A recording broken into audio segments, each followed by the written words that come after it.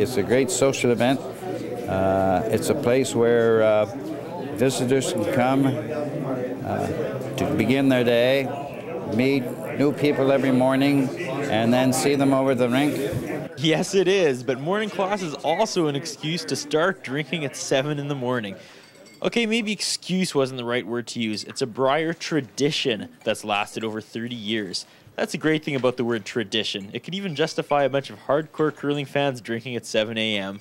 Each year, morning class is put on during the week of the Brier by the good people of the Fort William Curling Club out of Thunder Bay.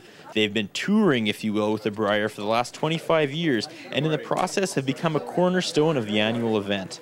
Do we get into the city and go into the arena? They're looking for us. They want to know where morning class is. Sometimes they're asking us before we know where it is ourselves.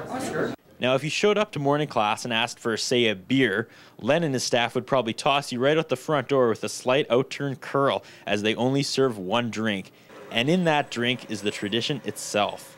It's called a Gin Collins after its creator, Colin Campbell, or as his friends called him, Coley, a hard rock miner in the last World War, who then later in the 60s came up with the idea of getting together each day before the Brier and serving this drink to his friends. It's a mix of gin, lemon juice, sugar, and soda water. It's a terrific drink.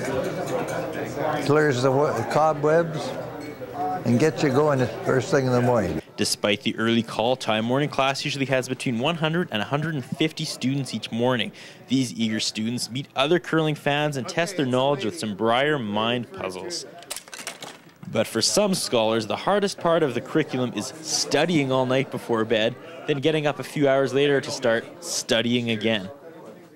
It's, again, new experience going to bed and getting up for it, but I can handle it, I guess, yeah. Took a little bit to get the rest of the boys out of bed this morning, but it was certainly well worth it.